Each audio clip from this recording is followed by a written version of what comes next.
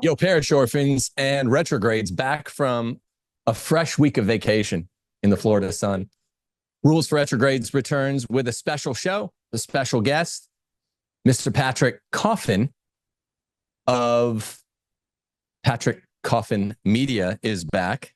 Thank you for joining us today, Pat. You need no introduction.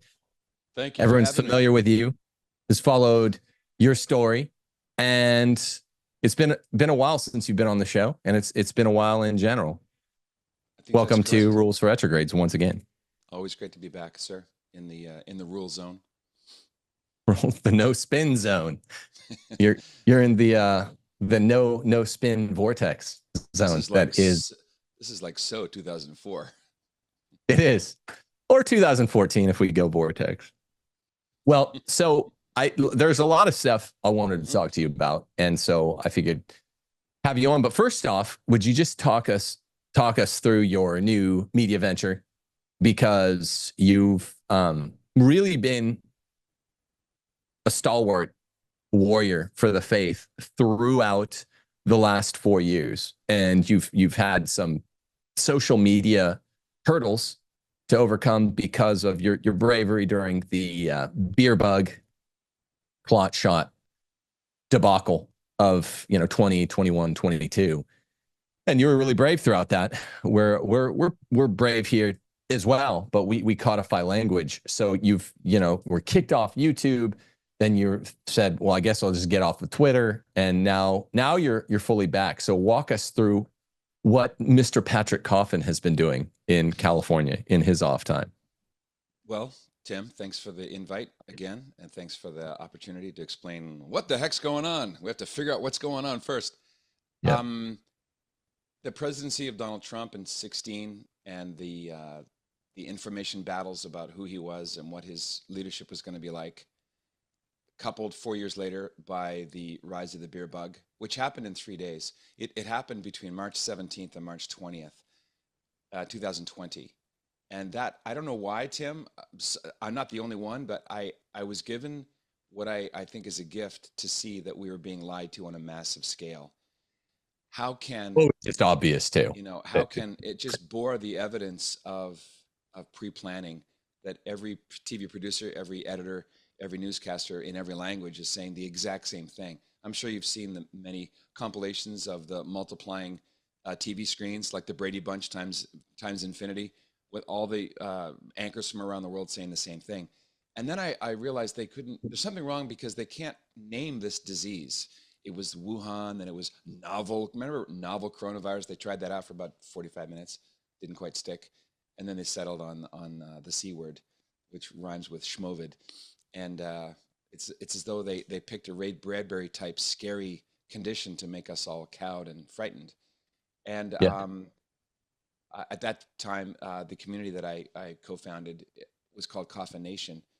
And we had a lot of conversations in there about what does it mean to spot media lies? How do you know what's a biased perspective? How do you know that the oligarchs are trying to manipulate you and make you afraid? Because the more fearful the populace is, the easier they are to manipulate. And around that time, I saw a video by G. Edward Griffin, who's become a friend and mentor. G. Edward Griffin is 93 now, I think. And you can Google him. I call him the OG Red Pillar. And he interviewed... He's like a couple years older than you even, right? I'm just going to pretend to not speak English and continue with my narrative. Ed interviewed a guy named Yuri Bezmenov, who was the son of a Soviet general. And the interview took place, I believe, in 1983. And Bezmenov was talking about the 4 stages of communist infiltration. He was a defector. He saw how it works from the inside, all the psychological warfare, the psyops that make people malleable to new ideas. And that was a huge eye-opener. It was from that I did a YouTube kind of reflection on the 4 stages, and I got a phone call from a guy called Matthew Scow, who invited me to co-produce and appear in a documentary with Bobby Kennedy Jr. and Peter McCullough and the late Zev Zelenko, called The Great, and Tim Gordon. I roped you into that enterprise, The Greatest Reset. And all of this spelled a whole new way of seeing the world. I couldn't not know, or I couldn't unlearn what I had learned.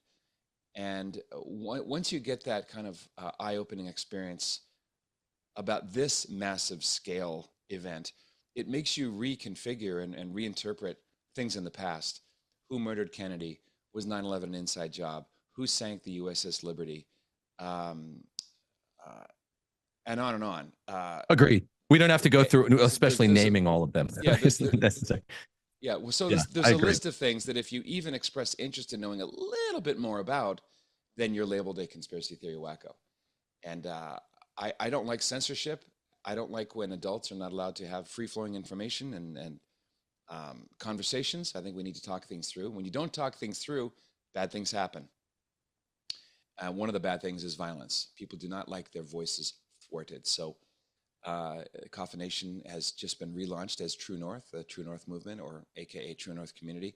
It's everything I'm doing is in one website. It's patrickcoffin.media, patrickcoffin.media. There's a private blog. There's 3 levels of engagement.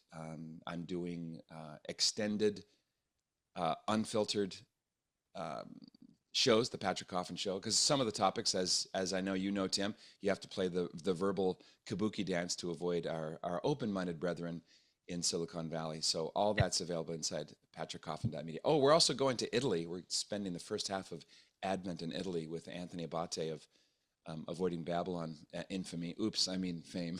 So that's a lot. There's a lot of pokers in the fire. Yeah, can you throw out any information that would be relevant to listeners or viewers who want to join you and Anthony? Yes, if you go to either Anthony's feed, I don't have the information with me yet because I don't have hard copies of the poster. It's all completely digital. I'm at Coffin Media on X, and I regularly give the name out. Our travel coordinator's name is Allie. Allie's number's there, and many ads or posts inside X. Anthony is at Catholicism with a Z at the end. So that's a good place to go. We're trying to build an extra page into my website. We're already getting signups. We had 4 people promise to go even before we announced the dates. And some of those were on our previous pilgrimage with Bishop Strickland in France and Portugal. So there's a lot of interest in this. Italy is so beautiful, and we avoid all the lineups. We avoid the brutal hot weather of the summer. So we start December 3rd. We hit Rome, Loreto, San Giovanni Rotondo, Florence, Siena. We're going to see 3 Eucharistic miracles. And it's just I can go on and on about Italy. I'm a huge Italophile. So that's the way to get hooked up. Just at some point, I'd love to lead an all Rome pilgrimage because there's so much stuff off the beaten path, and I know the little big town of Rome better than any American city I've ever lived in, or my own native city. So it would be an awesome thing to go to Rome and do 2 weeks in Rome. There's something around every corner, and it would really be worth doing. So I'm excited that you and Anthony are doing this, and you're going to lots of other cities besides. So people who are interested in going along, hit up Pat Coffin and Anthony. Patrick, most people call you Patrick. I call you Pat. Mm-hmm. You have some discrete goals you announced for big interviews you want to make happen sometime throughout the latter half of this year. Yep. You want to tell us who those are? And you're one of the best guys I know in the Catholic world at getting said big interviews. So I believe it.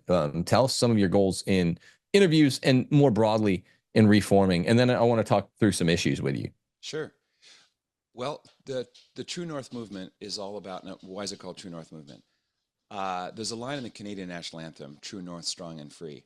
And so I grew up as a Canadian citizen. I became a U.S. citizen about 3 years ago.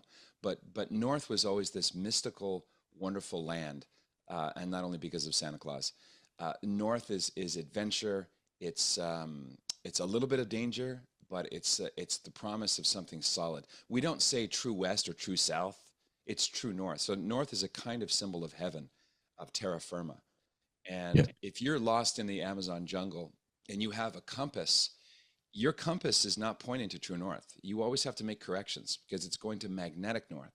And this world is filled with things that are sexy and shiny, and there's a natural draw to them. But that's magnetic north. That's the substitute. That's faux reality. That's, you know, kind of the AI version, digital, prone to deception. True North is a little more subtle, and that's where you really need to be. So I teach people to spot what magnetic north items are, which includes media bias, which includes you know, the grand narratives that we're all supposed to fall into. And what we have in common is that we want to have our main lens, not left, right, not conservative, progressive, not liberal, Democrat, but true versus false, right versus wrong. So I've had some great conversations on the air and also on the Patrick Coffin show with people I'd otherwise have very little in common with politically, like Dr. Naomi Wolf or the late Zeb Zelenko. I mean, Naomi was a Clinton advisor. She's a lifelong Democrat at last count. But she has this True North vision or lens. And it was from Naomi Wolf that I learned so much about digital passports having nothing to do with your health and everything to do with government acquisition of your data. So that would be a good example. Jordan B. Peterson, Kevin Costner, Harry Connick Jr. There are people outside the sort of formal bounds of the faith who yet have this, they're oriented toward like a beacon, to this lighthouse of True North. And we need to band together with people outside the Catholic Church if we're gonna survive the coming crisis. I know you and I are equally skeptical, to say the least, about the ecumenia in the church, and you know, and removing distinctions and the kumbaya thing. But I do think it's important to lock arms with people who otherwise you might have disagreements with for the sake of fighting a greater enemy. One of my mentors, Peter Cray, famously said that feuding brothers reconcile when an enemy is at the door. So I would, it's not a wish list because I don't believe in hope. Hope is the ship that sank. But I have plans. I want to interview Russell Brand, Ricky Gervais, Alice Cooper, Candace Owens. Let me see. The list is getting longer because these are people who break the mold, who aren't tied to advertising dollars, who just let their hair down and tell the truth. And I'm drawn to that.